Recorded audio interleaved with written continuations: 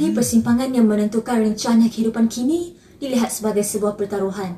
Buat segelintir, proses perjudian. Namun perjalanan tetap perlu diteruskan. Apakah keputusan di simpang pelaburan? Sebelum pilihan dilakukan, terima kasih proksi kehakiman dan para pelabur kehidupan yang menunggu apakah makna di sebalik mauduk pidato saya, yakni silap lapor, duit lebur. Saudara dan saudari, pidato ini nilainya 1003 kisah yang menggali kebenaran lazim bagaimana manusia memilih antara pelaburan kesihatan atau pelaburan ekonomi. Dalam berdepan pandemik COVID-19, setiap manusia tidak memiliki kemewahan untuk memilih, lantas menyandarkan keputusan di simpang pelaburan ini kepada kabinet yang memerintah. Jika pilihan untuk melabur atas prinsip kesihatan diambil dengan pantas, nescaya ekonomi terancam dengan jelas. Jika pilihan untuk melabur atas prinsip ekonomi, nescaya menggugat kesihatan populasi.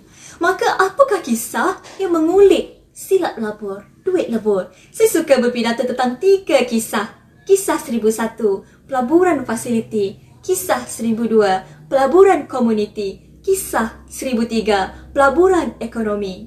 Saudara dan saudari, kisah 1001 pelaburan fasiliti. Tak kala dunia mula diancam pandemik COVID-19, pasukan perubatan setiap negara melapor dengan rancak untuk pemantapan fasiliti bagi merawat pesakit. Kata Amerika Syarikat, kadar mortaliti pesakit mencecah 88% keupayaan hidup berdasarkan tunjuk prestasi penggunaan ventilator di hospital-hospital bandar New York. Sesuai dengan makalah kajian, Presenting Characteristic, Comorbidities and Outcome Among 5,700 Patients Hospitalized with COVID-19 in the New York City area. Satu janji dalam pelaburan yang manis dan meyakinkan. Satu harapan bahawa yang kritikal juga punya peluang untuk kembali pulih daripada pandemik yang menyakitkan. Satu kisah yang menjadikan setiap yang bertugas di premis keperubatan berikhtiar dalam menyembuhkan. Namun adakah ini benar? Adakah ini merupakan satu pelaburan yang tepat?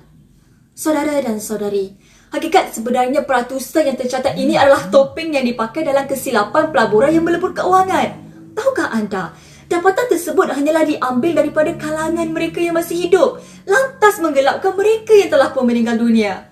Kenyataan yang dilaporkan ini sebenarnya telah pun mendatangkan kekeliruan, seperti mana yang telah diselar oleh Dr. Colin Cook, Profesor Perubatan di Jabatan Pulmonari dan Penjagaan Kritikal Universiti Michigan.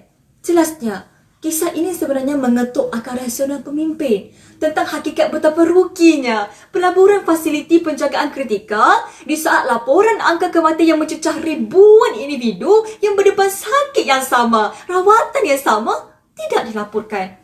Ibarat bertalikan sebuah mimpi di awangan kerana penambahan fasiliti ventilator ini bukanlah menguntungkan tanpa pengukuhan rawatan yang holistik.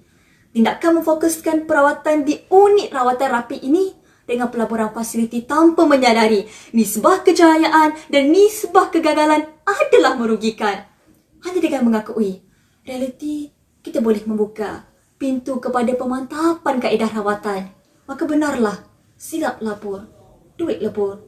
Saudara dan saudari, kisah 1002 pelaburan komuniti. 18 Mac 2020, Malaysia disapa dengan Perintah Kawalan Pergerakan PKP membataskan ketersampaian fizikal dan menghentikan kontak sosial. Kata Abah, duduklah di rumah, tak wajar pergi menziarah tak kala diancam penyebaran wabak yang membawa padah.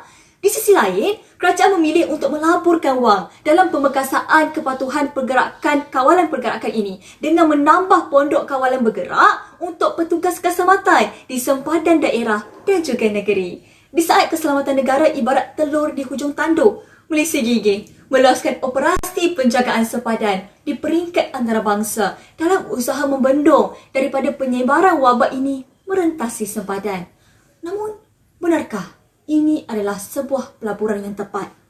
Saudara dan saudari, realitinya yang pahit. Betapa masih ramai yang ingkar, degil merentas sempadan yang dilarang. Jutaan ringgit yang dilaburkan untuk pemantapan keselamatan komuniti ini ibarat tidak bermakna buat sesetengah yang terbeli dengan ego tersendiri. Lantas, peruntukan yang disediakan ini ternyata dipersia. Hanya dengan mengakui realiti, kita boleh merangka perancangan yang lebih tepat dalam pelaburan ini supaya kita sedar silap labur, duit lebur. Saudara dan saudari, kisah 1003 pelaburan ekonomi. Rakyat mahir yang menyintai di sebalik tirai lut sinar Perintah Kawalan Pergerakan ini Sekadar boleh membayangkan tangan-tangan yang dulunya rancak berjual beli, kaki-kaki yang dulunya bebas berdagang ke sana ke sini, kini terikat dengan keterhadian kewangan perabadi. Bukan sekadar PKP. Lantas, kerajaan telah pun mengumumkan bantuan prihatin melalui ucapan Perdana Menteri Tan Sri Muhyiddin Yassin pada perutusan khas pengumuman pakej rancangan ekonomi prihatin rakyat bernilai 250 bilion.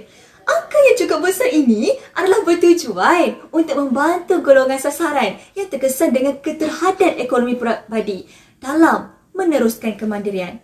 Hematnya, Makcik Kiah ini harus dibantu dengan kuasa beli dikembalikan. Namun, benarkah ini adalah pelaburan yang tepat? Saudara dan saudari, realitinya tidaklah seindah yang disangkakan. Ramai sahaja golongan yang mendapat julukan Makcik Kiah ini namun gagal memohon bantuan prihatin nasional ini atas sebab mereka tergolong dalam kalangan pendaftar perniagaan dengan Suruhanjaya Syarikat Malaysia. Maka secara automatiknya, golongan ini tidak layak untuk mendapat bantuan prihatin nasional. Sebaliknya, mereka perlu terlebih dahulu memohon geran khas prihatin. Hanya dengan mengakui realiti, kita boleh memperkasa keberseriaan dalam memastikan pelaburan bersasar ini benarlah manfaatnya. Kesimpulan 1003 kisah ini terletak kepada 3 mesej moral sebagai pelabur yang cekap di era pandemik COVID-19 ini.